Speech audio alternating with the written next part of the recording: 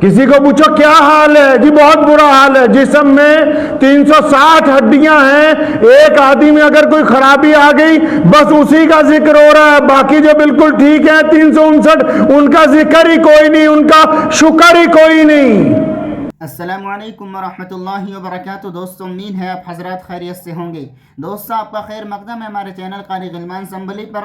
दोस्तों, आज की इस वीडियो में मैं आप हजरात के सामने शाही इमाम पंजाब हजरत मौलाना उस्मान उद्यानवी साहब का एक और बेहतरीन बयान लेकर हाजिर हुआ हूँ। आज के इस बयान का टॉपिक है कि हर मुश्किल के बाद आसानी है और हमारी ज़िंदगी में मुश्किलात क्यों आती हैं और हमें उन मुश्किलात में क्या करना चाहिए। आइए मैं भी सुनता हूँ और आप भी सुनिएगा, इंशाअल्लाह बहुत फ़ायदा होगा।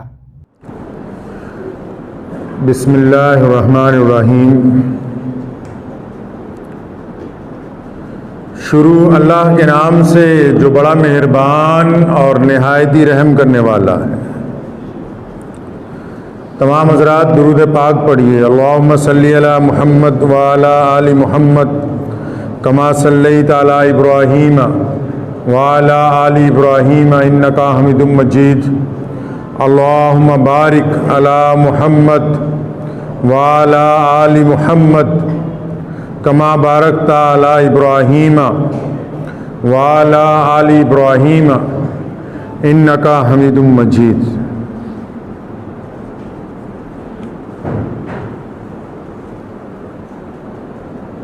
नमाज अच्छी है, रोज़ा अच्छा है, हज अच्छा है, ज़कात अच्छी है। नमाज अच्छी है, रोज़ा अच्छा है, हज अच्छा है, ज़कात अच्छी है, मगर मैं बावजूद इसके मुसलमान हो नहीं सकता। नमाज अच्छी है, रोज़ा अच्छा है, हज अच्छा है, ज़कात अच्छी है, मगर मैं बावजूद इसके मुसलमान हो नहीं सकता न जब तक कट मरूं मैं ख्वाजाए बतहा की हुर्मत पर सल्लल्लाहु अलैहि वसल्लम।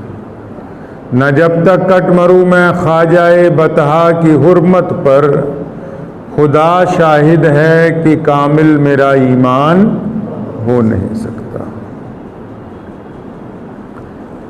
कायनात की सबसे अजीम शख्सियत,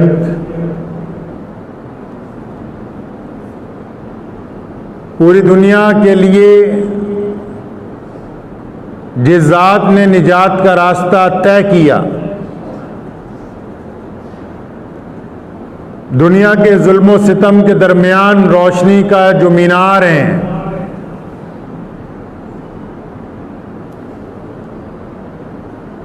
क़यामत तक आने वाले दुखी दिलों के दर्द का मदावा जो ज़ात है,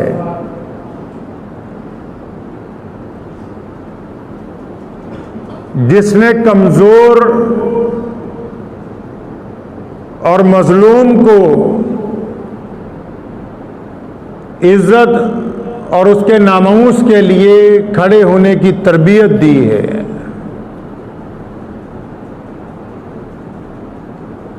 जिनका दीन आज कायनात के तमाम ज़र्रात में मौजूद है,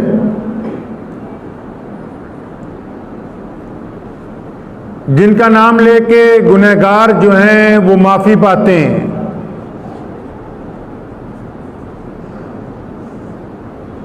जिनकी शान और अज़मत आज भी वैसी है जैसी आलिम अरवाह में थी,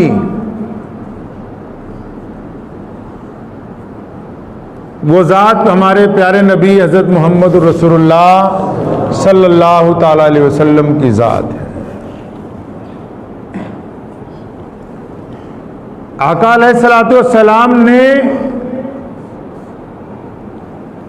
इंसानों की तरबियत की है।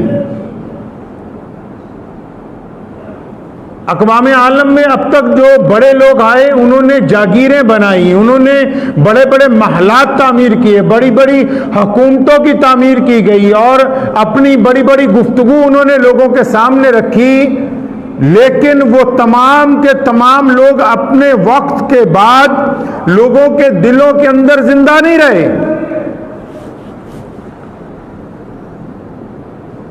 मोहम्मद रसूलुल्लाह सल्लल्लाहु ताला अलैहि वसल्लम ने ज़मीनें और जायदादें नहीं की, बल्कि इंसानों के दिलों की तामीर की है। और यही वो बात है कि मोहम्मद रसूलुल्लाह सल्लल्लाहु अलैहि वसल्लम की ज़ात आज तमाम दुनिया के दिलों के अंदर मौजूद है।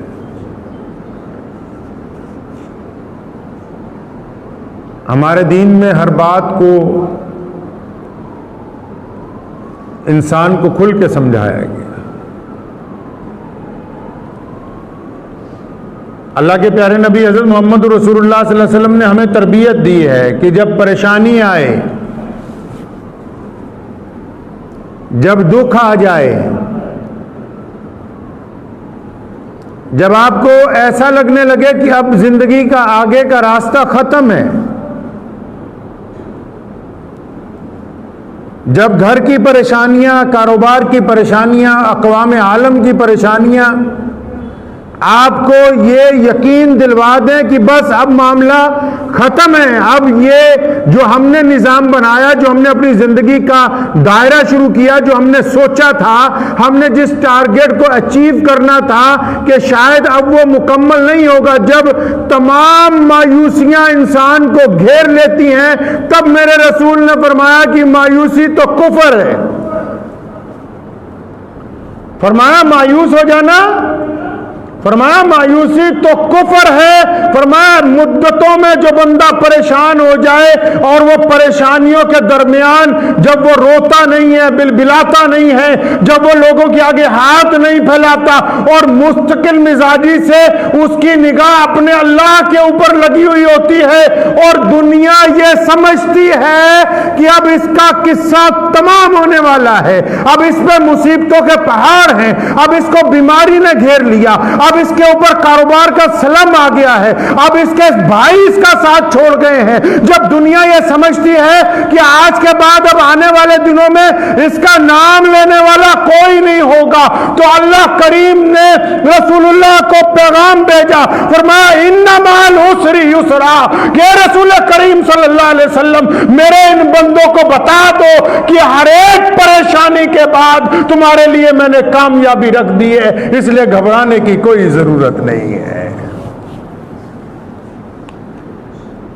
मुश्किलें इंसान के साथ चलती हैं। जब आटा गूंदा था मिट्टी का, खमीर बनाया बंदे का, मुफस्सिरीन ने लिखा है कई 100 साल उस पे गमों की बारिश होती रही।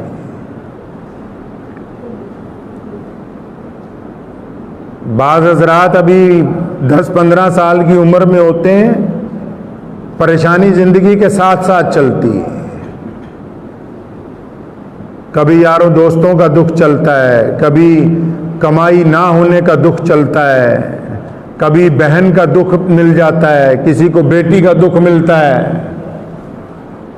किसी को बीवी की तरफ से दुख मिल जाता है, किसी की औलाद नहीं होती तब वो दुखी हो जाता है, किसी की होती है फरमा बरदार नहीं होती तब वो दुखी हो जाता है,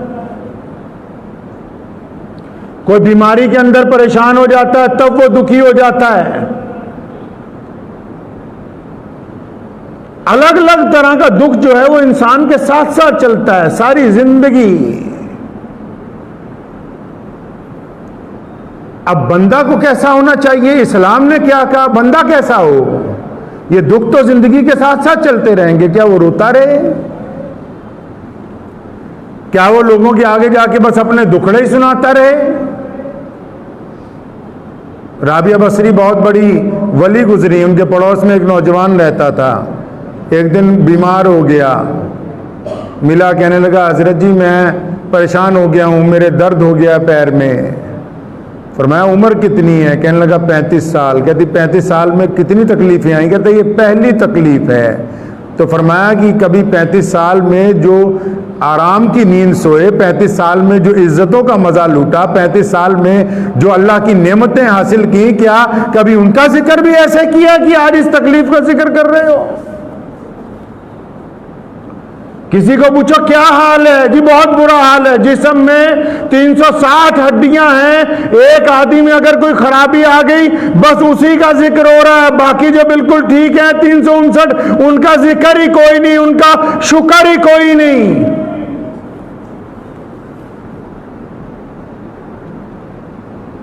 अल्लाह ताला को बंदा वो चाहिए जो अल्लाह का शुक्रगुजार बंदा हो। कुरान ने कहा ना कि हर मुश्किल के साथ आसानी है, हर मुश्किल के साथ आसानी है। अरे मुश्किल कैसी मर्जी हो, मुश्किल हुकूमत की हो, मुश्किल इक़्तिदार की हो, मुश्किल सेहत की हो, मुश्किल दौलत की हो, मुश्किल बच्चों के साथ लगी हो, मुश्किल कारोबार के साथ लगी हो, मुश्किल माँ बाप के साथ लगी हो, फरमाया अगर तुम इस मुश्किल में साबित कदम रहोगे, और जब मुश्किल आती है ना तो मुश्किल भी नेमत है। एक बुजुर्ग गुजरे हजरत अब्दुल्ला रहमतुल्लाह अलैह, उनको उनके दोस्त ने कहा कि जब मुझे कोई मुश्किल आती है ना तो मैं सब्र करता हूँ। कहने लगा अब सिर्फ सब्र ही करते हो? मैं तो ऐसा नहीं करता, मुझ पर जब मुश्किल आती है तो मैं अल्लाह का शुक्र अदा करता हूँ कि या अल्लाह जितनी तूने मुझे नेमतें अता की हैं ये भी तेरी उन नेमतों में से एक नेमत है। कि जब मुश्किल आती है तो फिर बंदा रो के अपने रब से गुफ्तगू करता है। दुनिया की जो चीजें जब कभी इनसे पूछो तो सही कि ये इस मुकाम तक पहुंची कैसे हैं, जितने बड़े लोग हैं उनसे भी पूछो इस मुकाम तक पहुंचे कैसे। गंदम का एक दाना है, कभी उससे पूछो भी तू इतनी इज्जत पा गया है कि आज तू महलों के दस्तरखान पे भी है, गरीब के रोटी का भी तू हिस्सा है, तू वलियों की जुबान के अंदर भी जा रहा है, पेट के अंदर जा रहा है, तू दौलतमंदों की भी जा रहा है, तो पता लगेगा। वो कहता कि पहले मुझे रौंदा गया मिट्टी के अंदर, मुझे मिट्टी के अंदर रौंदा गया, मेरा वजूद जो है वो कुछ नहीं था। रौंदने के बाद फिर मुझे पानी में डाल दिया गया, एक वक्त उसी के अंदर गुजर गया, फिर मेरे पे हरियाली आ गई। हरियाली आने के बाद फिर इस बात का इंतजार किया गया कि धूप की तपिश से मैं बिल्कुल सूख के लाल हो जाऊं। तपिश की लाली के बाद फिर मेरी रगों को काट दिया फसल के जरिए, फिर मार पिटाई करके मेरे दाने अलग किए गए, फिर मुझे धोया गया, सुखाया गया, उसके बाद मुझे चक्की के 2 पासों में पीसा गया है। इतनी मुश्किलात से गुजरने के बाद मैं इंसान के जिस्म का हिस्सा बना हूं। तो आप क्या समझते हैं परेशानी इसलिए आती है कि बंदा खत्म होने वाला है? नहीं, परेशानी अल्लाह की तरफ से तब आती है जब बंदे को यह दिखाना हो कि आ देख अब दुनिया वाला कोई नहीं है तेरे साथ। जब दुखों का मदावे की बात आती है तब यह पता लगता है अपने कौन है, पराए कौन है। दिल में दर्द किसके होता है, पेट में मुस्कुराता कौन है। मौत का इंतजार कौन करता है, तुम्हारी जिंदगी की दुआएं कौन मांगता है। तुम क्या समझते हो कि मुश्किल सिर्फ तुम्हारी बर्बादी के लिए नहीं, बल्कि अल्लाह चाहते हैं कि मुश्किल के बाद आसानी आ जाए। भाइयों ने यूसुफ को पकड़ा, यूसुफ को बांधा, यूसुफ को कुएं में फेंका, यूसुफ को कुएं में से डाकुओं ने निकाला, यूसुफ को बाजार में बेचा, यूसुफ को बाजार के अंदर फरोख्त कर दिया गया मिस्र में। और फिर वही यूसुफ जो अल्लाह के नबी हैं मिस्र के तख्त पर बिठा दिए गए, और वही भाई जो कुएं में फेंकने वाले थे उस तख्त के आगे हाथ फैलाए खड़े हैं कि हमें 2 वक्त की रोटी दे दो। उमैया ने सोचा बिलाल गरीब है, बिलाल को इसलिए मारा, बिलाल काले हैं, बिलाल को इसलिए मारा, बिलाल गुलाम है, और बिलाल को इसलिए मारा कि बिलाल मोहम्मद रसूलुल्लाह का नाम लेता है। आज उमैया मर के मिट्टी के अंदर मिल चुका है, और दुनिया का तमाम के तमाम मुसलमान, हत्ता कि उस दौर के बड़े बड़े सहाबा भी बिलाल के सामने दोनों हाथ बांध के खड़े होते हैं कि मुअज्जिन रसूल आए हैं, जबकि बिलाल पहले गुलाम थे, आज बिलाल मुसलमानों के सरदार हैं। दुनिया क्या समझती है परेशानी इसलिए आ गई कि अब बात खत्म हो गई। बात खत्म नहीं हुई, अब तो सोने को आग में डाला गया है ताकि अच्छी तरह कुंदन बन जाए।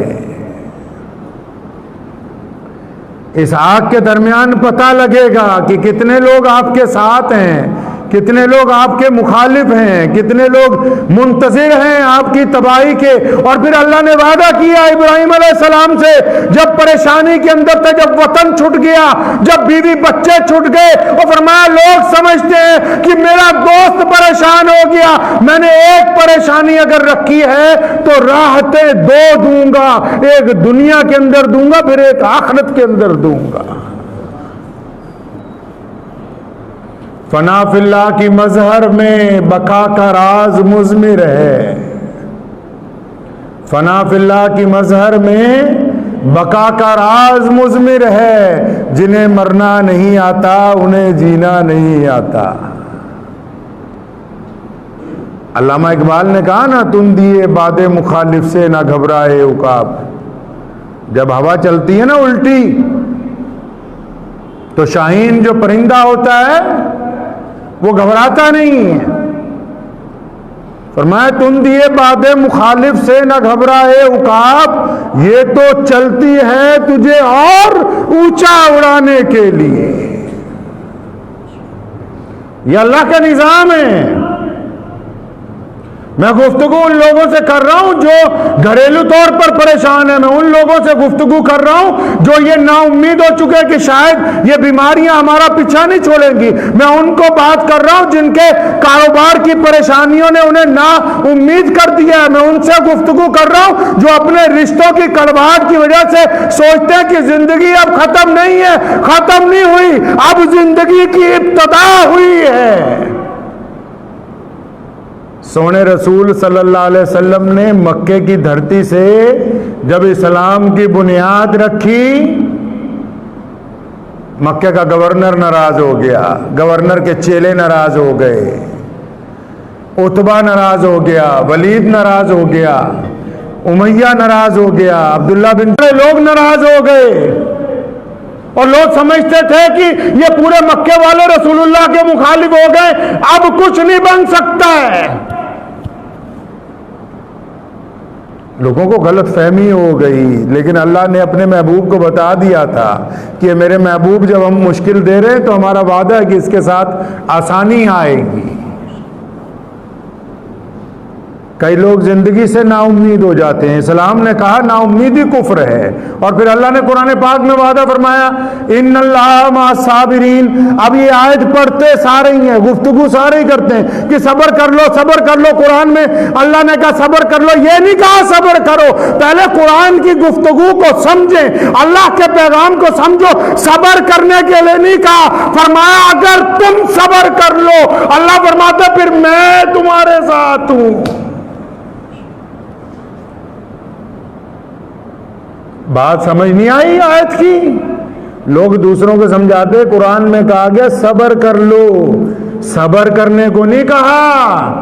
फरमाया अगर सब्र करोगे तो अल्लाह फरमाते इन्नल्लाह, मैं तुम्हारे साथ हूं। कब? जब तुम सब्र करने वाले बन जाओगे। ये छोटी बात है। और जो बंदा उखड़ा नहीं सुनाता है, परेशानी उनको मिलती है जो अल्लाह के दोस्त होते हैं, जिनसे अल्लाह मोहब्बत करते हैं, और उनकी परेशानियां दायमी नहीं होती हैं। और जब पूरी दुनिया उनके ज़वाल की मुंतज़िर होती है, जब दुनिया ये समझती है कि अब खात्मा हो गया है, तो फिर उस घर से उम्मीद की किरण उठती तो लोग हैरान रह जाते। क्यों? फिर अल्लाह ताला दिखाते हैं कि जो हमारे दोस्त हैं तो हम उनके दोस्त हैं। परेशानी आ गई तो क्या हो गया? अल्लाह से मदद मांगे। और अल्लाह बेहतर जानता है कि कौन सी परेशानी क्यों आई है। लुकमान हकीम का नाम सुना है आपने? कुरान पाक में पूरी सूरत है उनके नाम पे। एक दिन अपने बेटे को कहा, फरमाया बेटा जब दुख आ जाए घबराना नहीं है। जो छोटे दुख होते हैं ये बड़ी मुसीबतों को टालने के लिए होते हैं।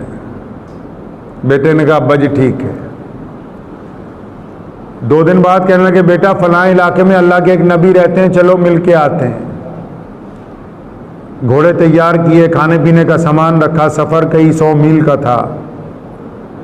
जब चल पड़े तो रास्ते में चलते चलते जो रेगिस्तान था उसमें इतनी गर्मी बढ़ी, इतनी गर्मी बढ़ी, इतनी ज़्यादा गर्मी पड़ी कि घोड़ों को पसीना आने लगा, उन पे गशी तारी होने लग पड़ी। घोड़ों से दोनों बाप बेटा उतर गए, पैदल चलने लगे ताकि जानवर को भी राहत हो, उसे पानी पिलाया। तो जो खाना पानी साथ में लाए थे खाते रहे, चलते रहे। आगे एक जंगल के अंदर दाखिल हो गए।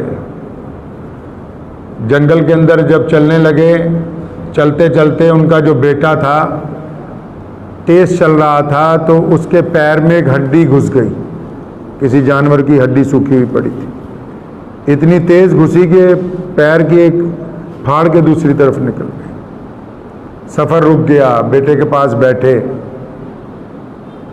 तो बेटा कहने लगा, हम तो अल्लाह के रास्ते में जा रहे हैं, अल्लाह के नबी को मिलने जा रहे हैं, ये क्या हमसे माजरा हो गया, हम तो दीन के रास्ते पे निकले। अपने दांतों से उस हड्डी को निकाला, बड़ी अंदर तक घुस गई थी। जैसी हड्डी निकली बड़ा खून निकला, वो लपेटा, वहाँ कुछ देर आराम किया तो देखा सामने दूर कुछ कई मील पे बड़ा ज़बरदस्त धुआं उठ रहा है।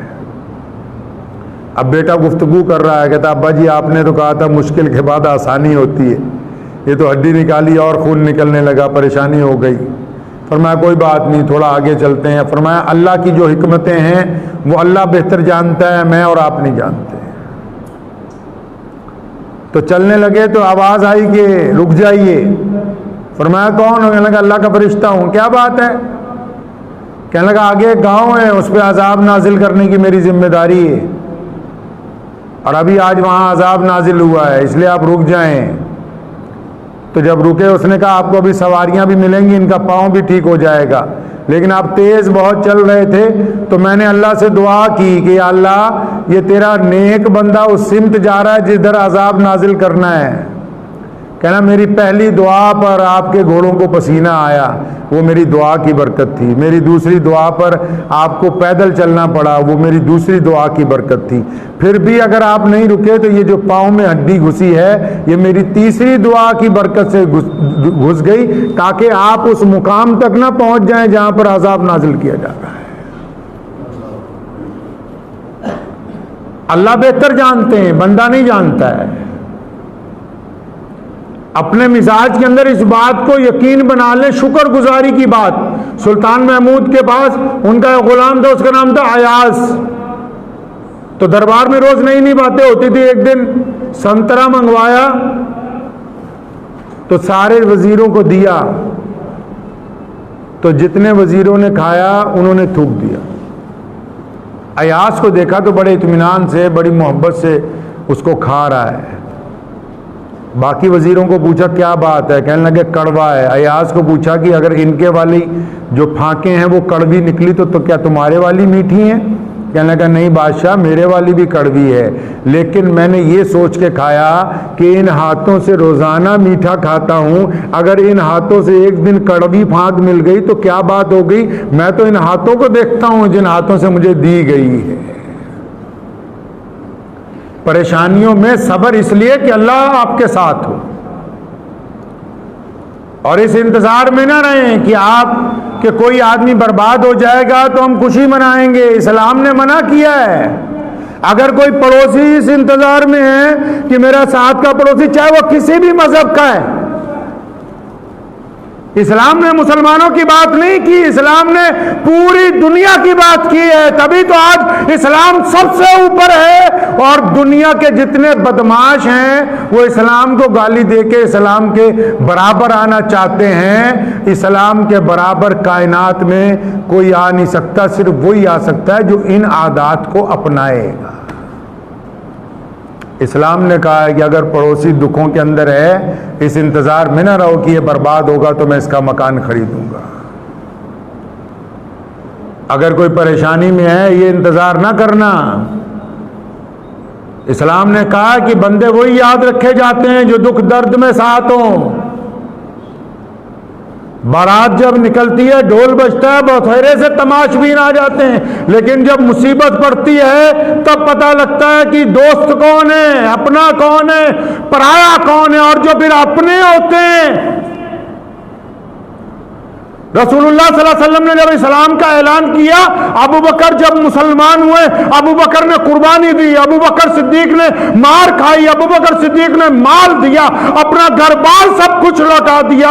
और फिर जब इस्लाम में उनको दर्जा देने की बात आई, 1,24,000 सहाबा में से, जिनमें मौला अली भी हैं जो रसूलुल्लाह के भाई भी, रसूलुल्लाह के दामाद भी, हसन हुसैन के वालिद भी, फातिमा ज़हरा के शौहर भी, और उमर बिन खत्ताब भी, जिनको कहा गया कि मेरे बाद अगर नबी होते तो उमर होता, उस्मान ज़िन्नुरैन भी, जिनको 2-2 बेटियां अपनी निकाह में दे दी, अबू उबैदा बिन जर्राह भी साथ में मौजूद हैं, बड़े बड़े सहाबा मौजूद हैं। लेकिन जब दर्जा बंदी की बात आई तो वो अबू बकर जिन्होंने गार में साथ दिया, वो अबू बकर जिन्होंने रसूलुल्लाह का हिजरत में साथ दिया, वो अबू बकर जो मक्के की गलियों में सबसे पहले मार खाते रहे जब रसूलुल्लाह बीमार हुए,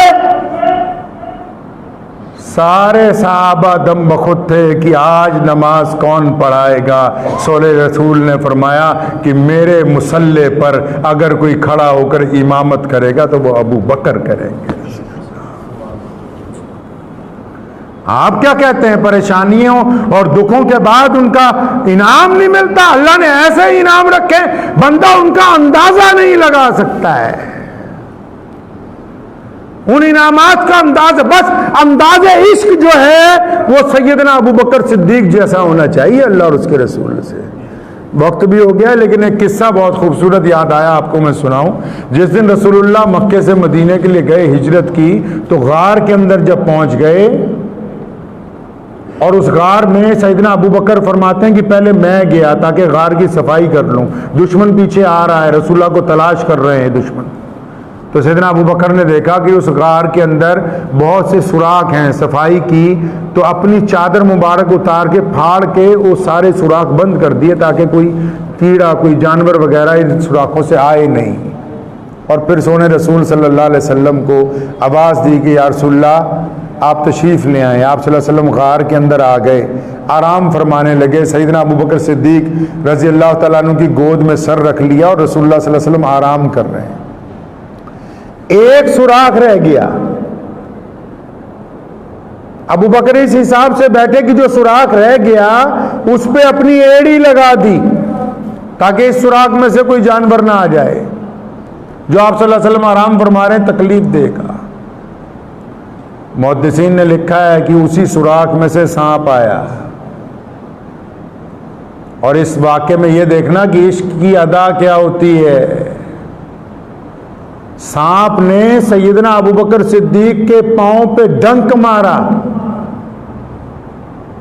अपने यहां अगर छिपकली भी चढ़ जाए, किसी के कोई कीड़ा भी चढ़ जाए या चूही आ जाए, बंदा तड़प के नहीं उठता है। सैयदना अबू बकर सिद्दीक रज़ियल्लाहु तआला अन्हु की गोद में इमामुल अंबिया का सर है और सांप ने जोर से डंक मारा तो सैयदना अबू बकर सिद्दीक अपनी जगह से हिले नहीं, अपना पाँव नहीं हिलाया। इतना शिद्दत का डंक था, फरमाते हैं कि मेरा पूरा जिस्म लरस गया, लेकिन पैर नहीं हटाया।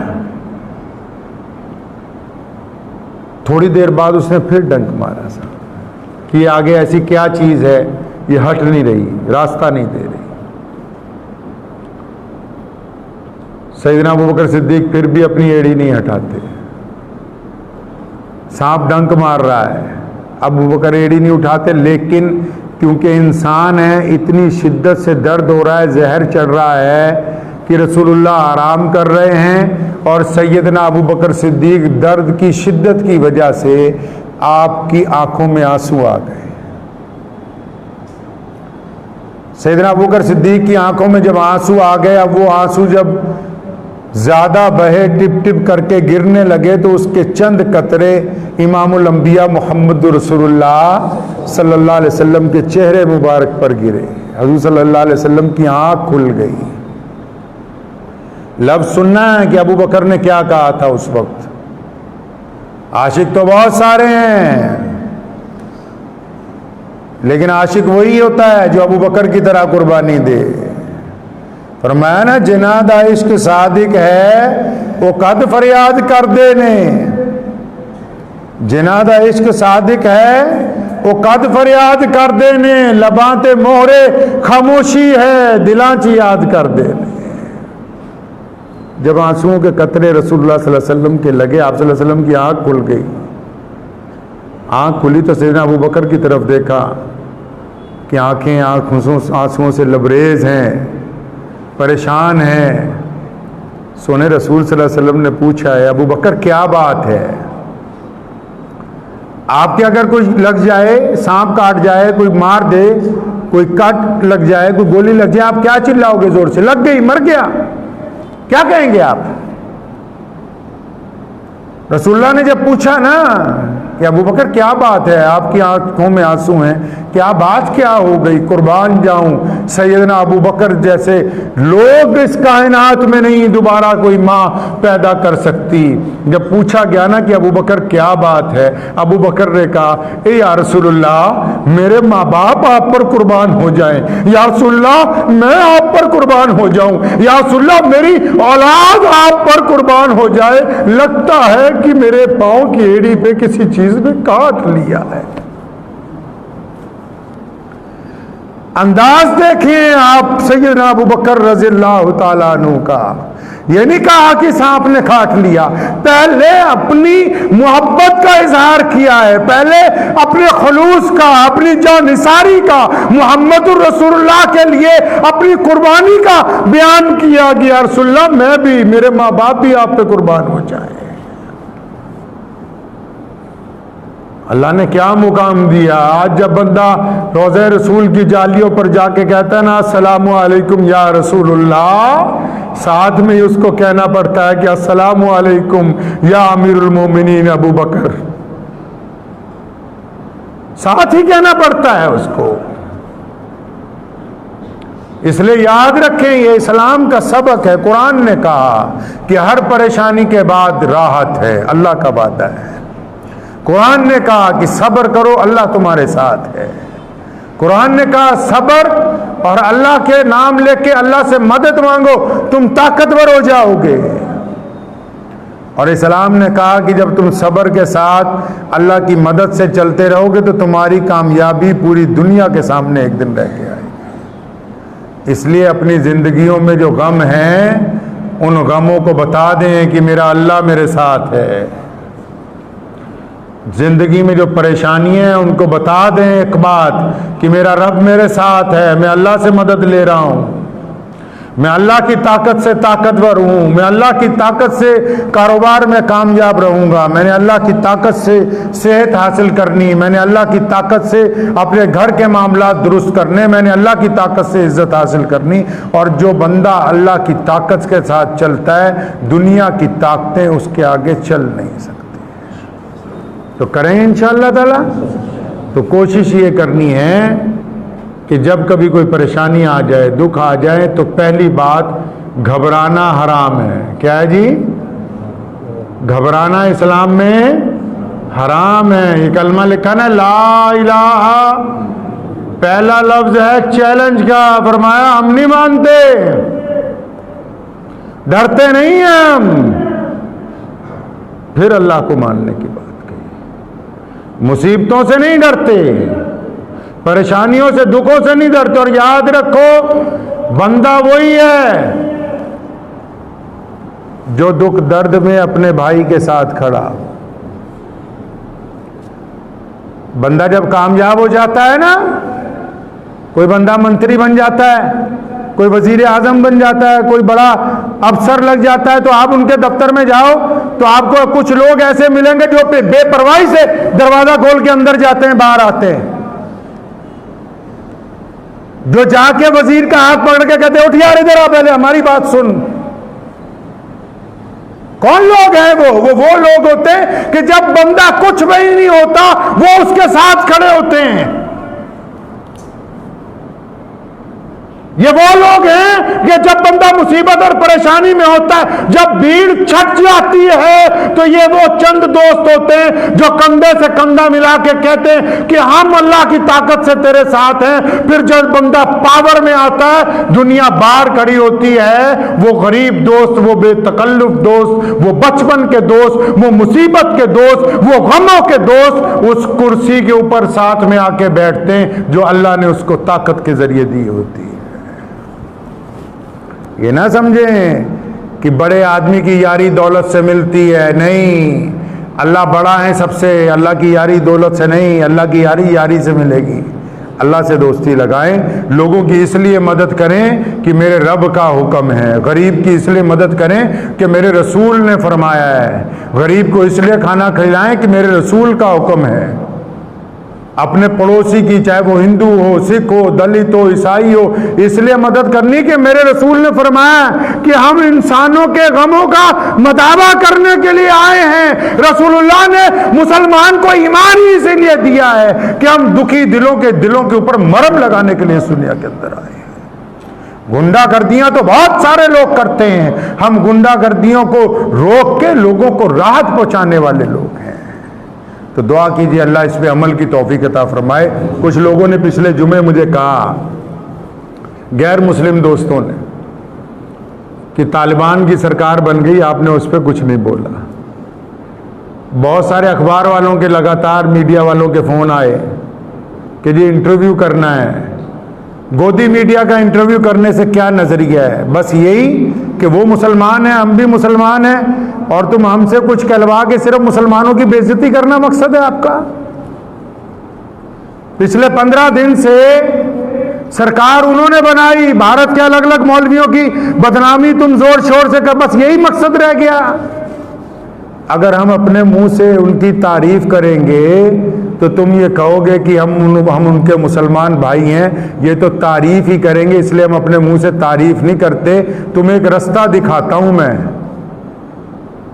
इंटरनेट पे जाके एक लड़की है, ईसाई, अमेरिका, इंग्लैंड की रहने वाली, उसका नाम है रेडली एवन, प्रेस रिपोर्टर है वो गई थी उन लोगों के पास, कैद में रह के आई है, और रेडली ने इंग्लैंड वापस आके ऐलान किया था कि मैं उनको देख के इस्लाम कबूल कर चुकी हूं। तो अगर हम अपने मुंह से कुछ कहेंगे तो तुम बात का बतंगड़ बनाओगे।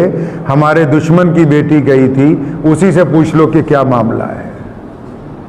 हमें वो लोग अच्छे लगते हैं जो हमारे मुल्क के लिए मफाद के अंदर हो। अगर हुकूमत कल को ये समझे कि उनके साथ ताल्लुकात मफाद में हैं, तो हम उन लोगों में से नहीं जो सस्ती शोहरत हासिल करने के लिए कहें कि तुमने ये कही। ये जो आम काम जो आम लोगों ने अपना लिया है कि बस चैनल खोला और उसके ऊपर बैठ गए दूसरे मजहब की बुराई करने के लिए, दूसरे दीन की बुराई करने के लिए, तो जिनका धंधा नफरत फैलाना है वो सुन लें। हमारी जो कंपनी है, जो मोहम्मद रसूलुल्लाह ने बनाई है, जिसका नाम दीन इस्लाम है, जिसके ऊपर अमल पैरा करके पूरी कायनात में मुसलमान इज्जत के साथ खड़े हैं, हमारे दस्तूर में किसी की बुराई नहीं लिखी।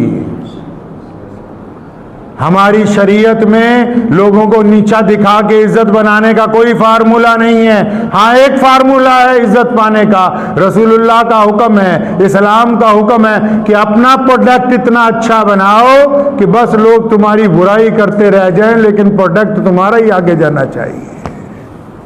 तो वक्त नहीं है हमारे पास बुराई करने का, हमारे पास वक्त नहीं है इन कामों के लिए कि हम किसी के धर्म के ऊपर कोई बात अपनी जुबान से निकालें। ये उन लोगों का काम है जिनकी रोजी रोटी नफरत की दुकान से चलती है।